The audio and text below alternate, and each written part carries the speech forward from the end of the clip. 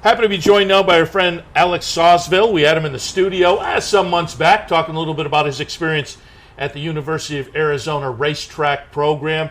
I pulled up his Twitter feed earlier in prep for the interview. Alex, I love it. The Twitter title underneath, Seeing the World, one racetrack at a time. Thanks for jumping back on with us. Oh, it's a pleasure to be back on. And yeah, that title has fit me well over the past 6 months. We've been back and forth. Tucson to Albany is not the shortest drive, so I got to see a lot in between. And again, we talked to you a few months back about your experience at the University of Arizona Racetrack Industry Program, a great place for folks who have a thought about getting into the racetrack industry.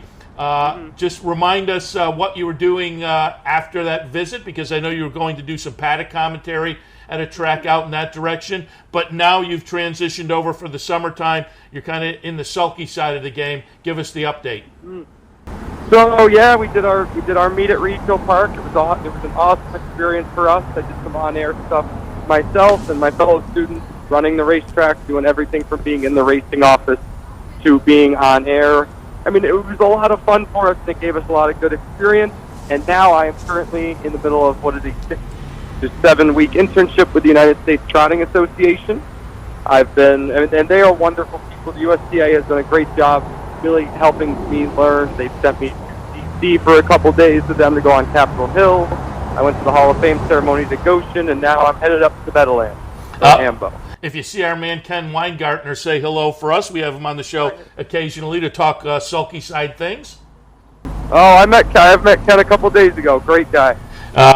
And as you say, you're down at the Hambo, so I thought we'd plug you in today to talk a little Hambletonian, just to alert all our viewers that Hambletonian racing at Meadowlands comes up on Saturday. The card kicking off at noontime, so an afternoon card. Hambo eliminations, race 8 and 9. The Hambo itself, race 12. And I'm just kind of looking through the card here. The Peter Houghton Memorial on the card. A mile and an eighth for the Sam McKee Memorial. The Jim Doherty Memorial as well, and a little bit later on after the Hambo, the Kane Pace also. So a really great card on Saturday afternoon. How are you enjoying the sulky experience?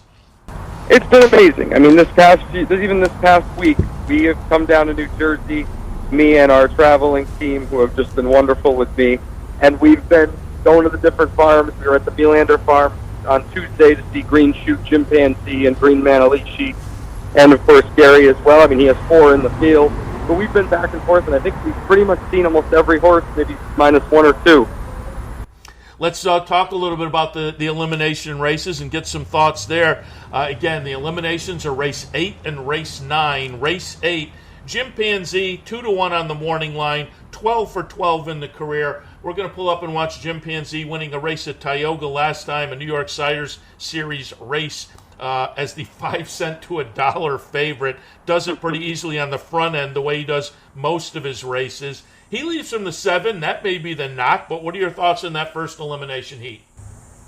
I mean, I think it's a good heat for. It was interesting to see where the Meadowlands horses split, whether Chimpanzee and Green Shoe would end up in the same group. They did not. As far as my opinion of Chimpanzee, I just don't know if he's really been tested yet. I think he's been dominant in many of his starts. I mean, the one race that he won, I know he's beat Mr. Victor a couple times. He's a very good horse out of the New York Series, and Mr. Victor is going to be post 5 in that first elimination. I don't think we've seen the best from Chimpanzee just yet, and I think if you can get him to the final especially, he'll be a nice price. Yeah, Swandray the Giant looks interesting to me on the 2 races most recently at the Meadowlands.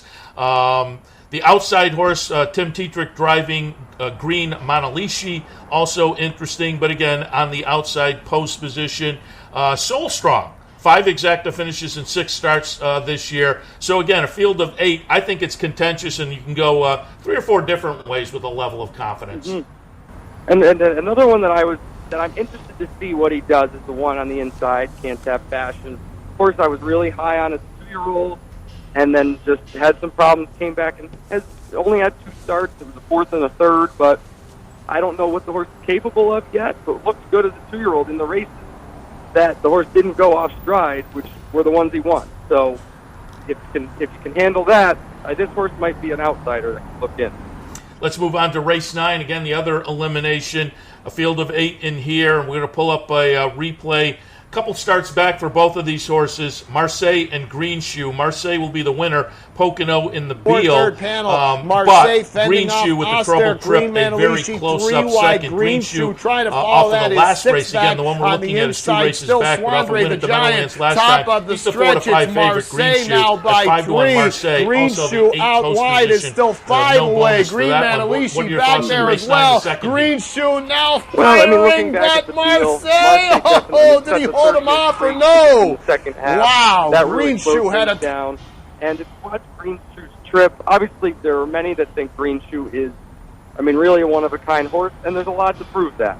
But, had to come out from about the 5th position, get shut off as he makes his first move, and then comes flying and misses by a nose.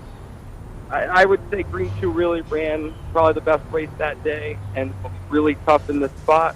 The horse I really like out of this elimination is the 1, Forbidden Trade, Luke Place Training. This horse I just think has the best late kick of any of the horses. Ran a really good 26-3 closing quarter back in the elimination of the Good Times Trot at Woodbine Mohawk, and comes down to Canada and actually qualified on Tuesday for this race. I think this horse could be really interesting.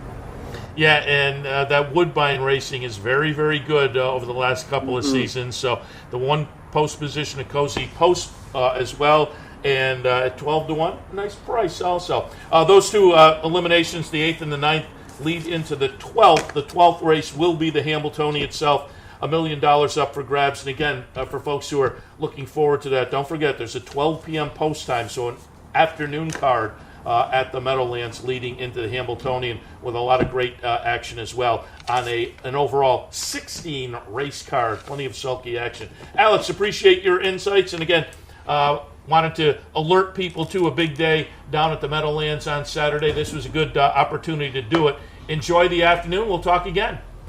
All right, sounds good, and I'll be up in Saratoga next week, so I'll make sure to stop by. Oh, looking forward to it. Great. Alex Sauceville, again, University of Arizona Racetrack Program, and now kind of touching all aspects of the industry, Saturday down at the Meadowlands for Hambo Day. Mark that on your calendar if you enjoy the sulky side, because it's a big day of racing planned for the Meadowlands.